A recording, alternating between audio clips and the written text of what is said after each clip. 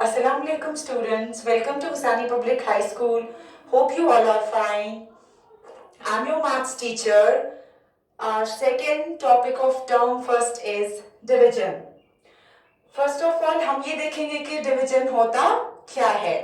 Division जो होता है इसको हम लोग repeated subtraction भी बोलते हैं. Repeated subtraction. Repeated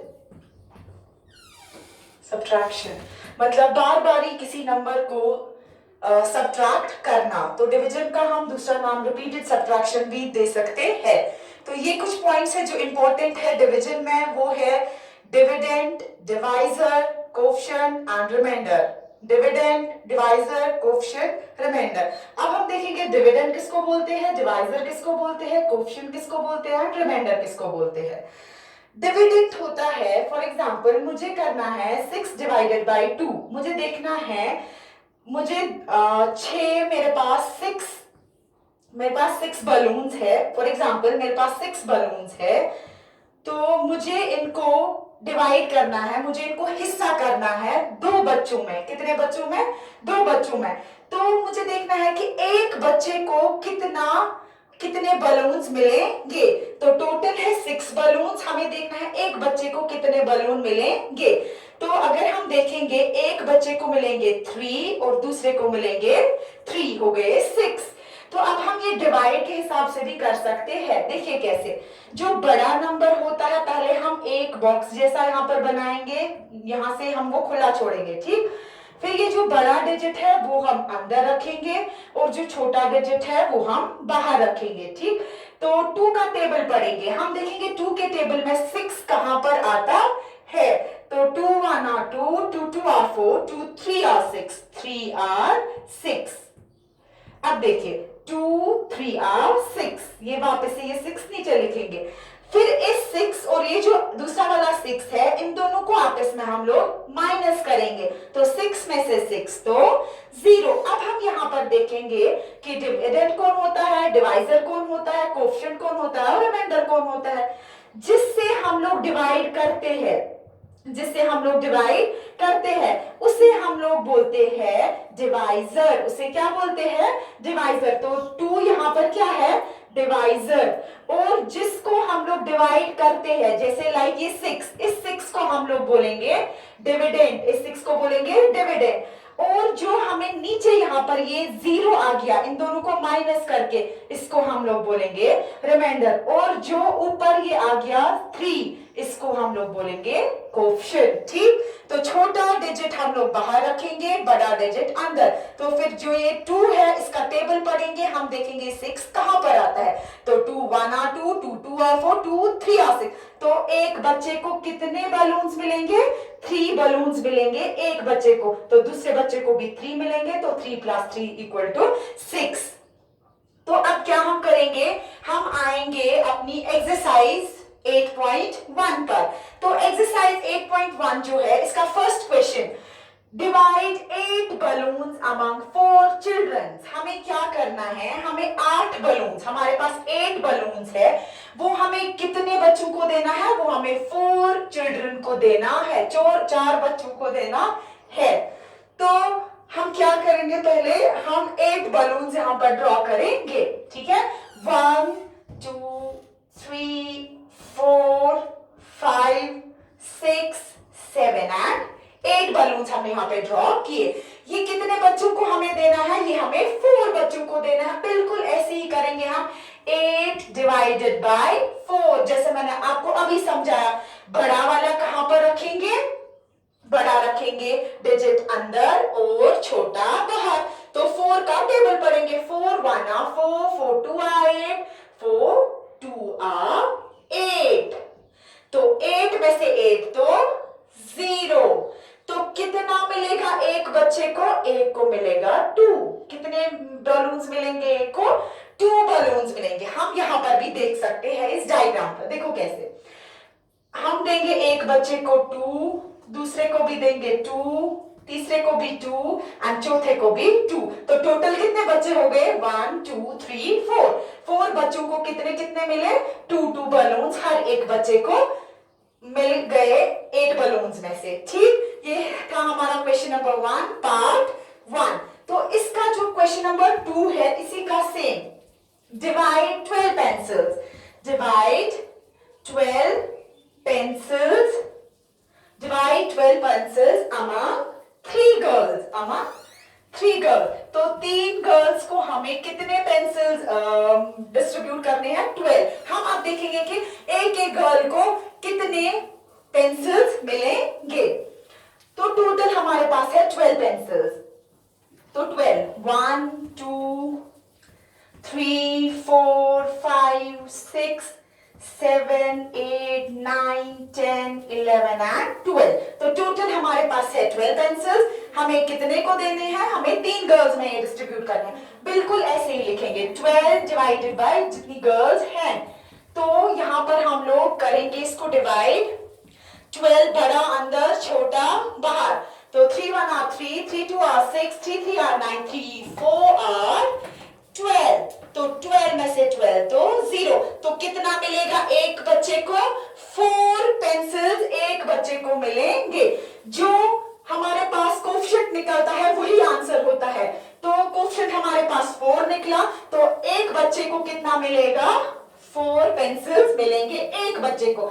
तो 4 4 हो गए 8 9 10 11 12। तो टोटल थे 3 गर्ल्स और हर एक को मिला 4 पेंसिल्स। तो ये था आपका question number 1।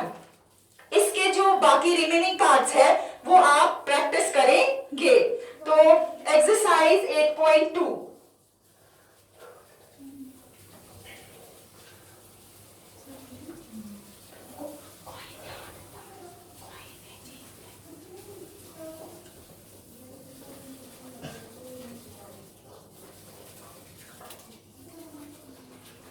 exercise 8.2, exercise 8.2, divide 12 by 5, divide 12 by 5।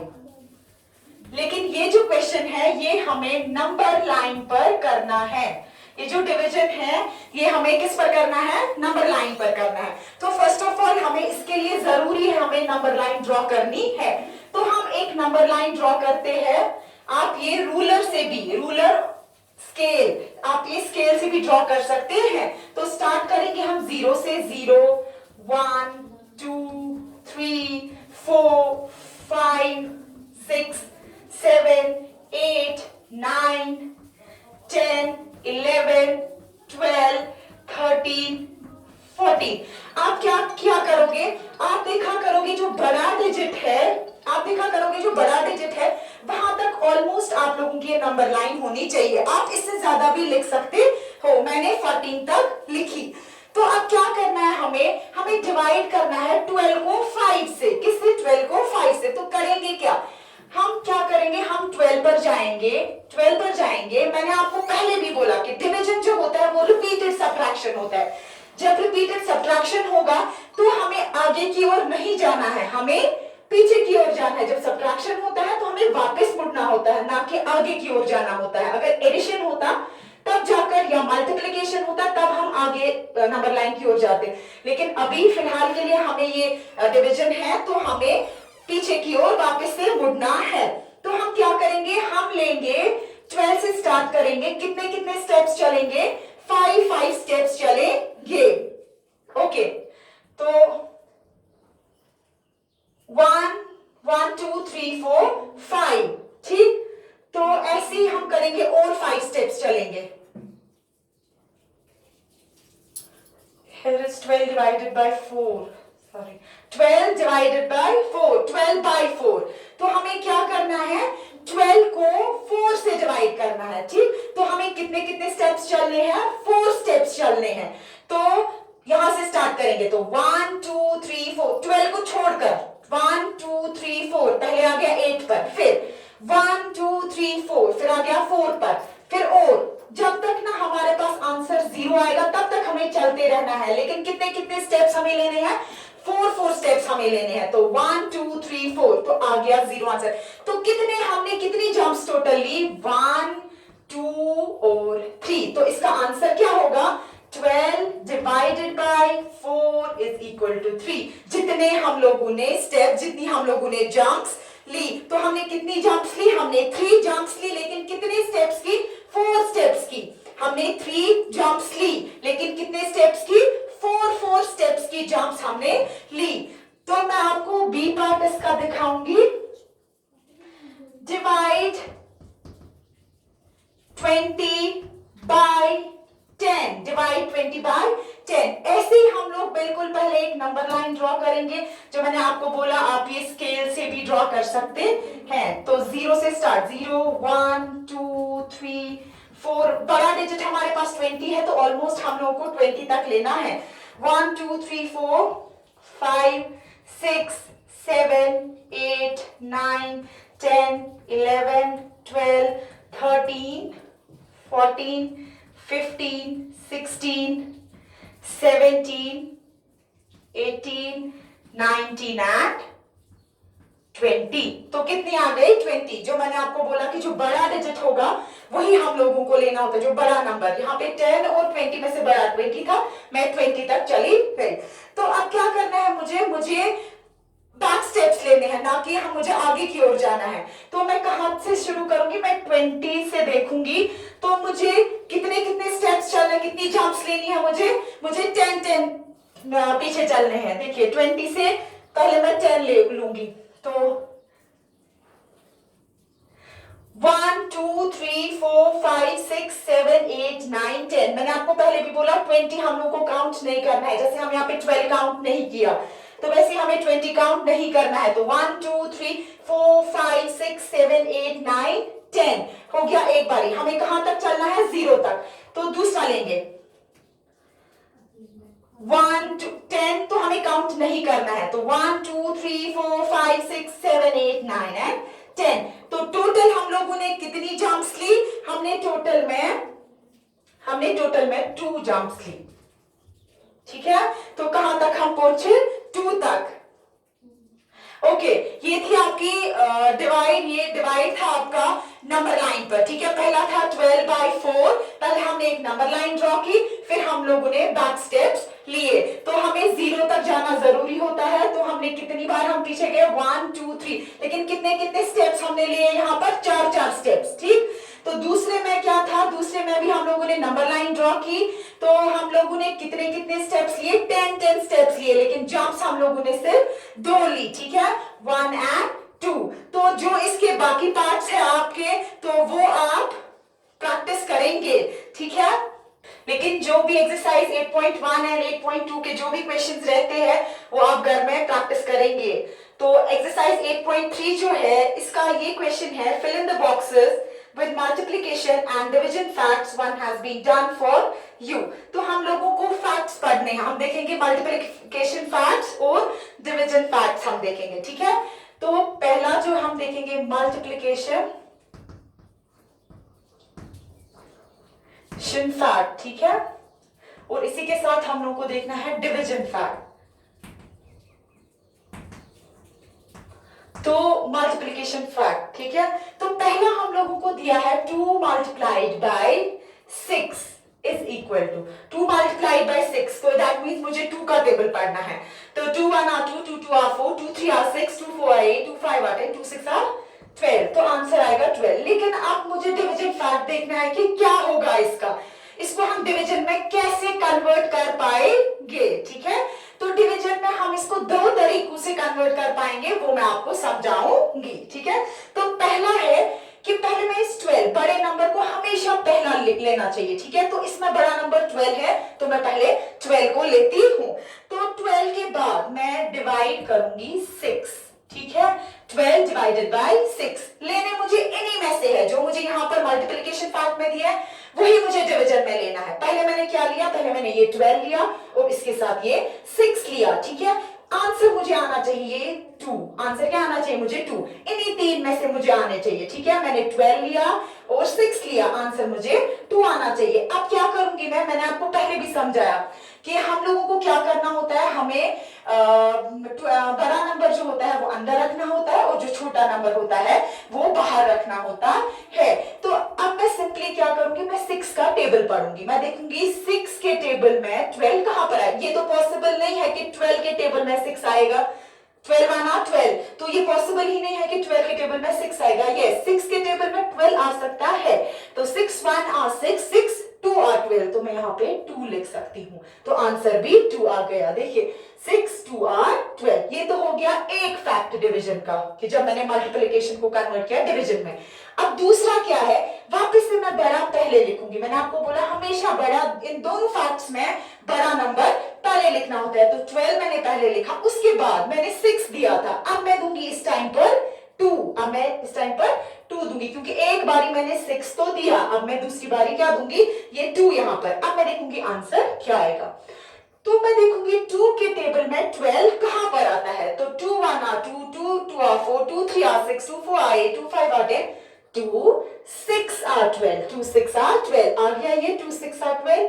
जब मैंने 12 और 2 दिया तब जाकर 6 आ गया, जब मैंने 12 और 6 दिया तब जाकर 2 आ गया। दैट मींस जो ये मैंने डिवीजन फैक्ट्स किए ये सही है। इसका मतलब ये होता है हर एक मल्टीप्लिकेशन फैक्ट के 2 डिवीजन फैक्ट्स होते हैं, हर एक मल्टीप्लिकेशन फैक्ट के 2 डिवीजन फैक्ट्स होते हैं। आपको इसका दूसरा पार्ट में दिखाऊंगी, 6 मल्टीप्लाइड बाय 4, 6 मल्टीप्लाइड बाय 4 क्या होगा, किसका टेबल पढ़ेंगे, या तो आप 4 का टेबल भी पढ़ सकते हैं या 6 का, तो 6 1 आ 6, 6 2 आ 12, 6 3 आ 18, 6 4 आ 24, 6 4 आ 24।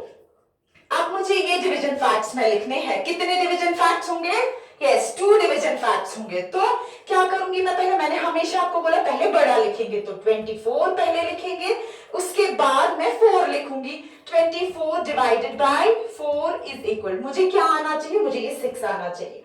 अब क्या करूंगी मैं, पहले 4 का टेबल पढ़ूंगी, 4 1 आ 4, 4 2 आ 8, 4 3 आ 12, 4 4 आ 16, 4 5 आ 20, 4 6 आ 24, 4 7 आ 4 6 आ 24, 4 6 आ 24 आ गया, ये वाला हो गया करेक्ट। अब हम दूसरा फैक्ट देखेंगे, पहले बड़ा ही लिखूंगी मैं, तो 24 डिवाइडेड बाय, अब मैंने पहली बारी तो 4 लिया, अब दूसरी बारी में 6 लूंगी, तो 6, तो आंसर इस टाइम क्या आना चाहिए, आंसर आना चाहिए 4। तो किसका टेबल पढ़ेंगे, 6 का, छोटे का टेबल पढ़ेंगे, तो 6 1 आ 6, 6 2 आ 12, 6 3 आ 18, 6 4 आ 24, 6 4 आ 24। दैट मींस जो मैंने इसके भी डिवीजन फैक्ट्स किए वो सही होते हैं। आपको याद रखना है हर एक मल्टीप्लिकेशन फैक्ट के 2 डिवीजन फैक्ट्स होते हैं। हम लोग इसको मल्टीप्लिकेशन से भी सॉल्व कर सकते हैं, हम इसको ऐसा भी दिखा सकते हैं। दैट मींस जो मैंने ये किया ये करेक्ट है। अब जितने भी पार्ट्स इसके बचते हैं, रिमेनिंग पार्ट जो बचते हैं, आप वो घर पे प्रैक्टिस करेंगे ताकि आपको अच्छे से समझ आए और आप एग्जाम में अच्छे से उन्हें कर सकें। तो hope today's topic is clear. We will meet in next video inshallah. Till Allah Hafiz.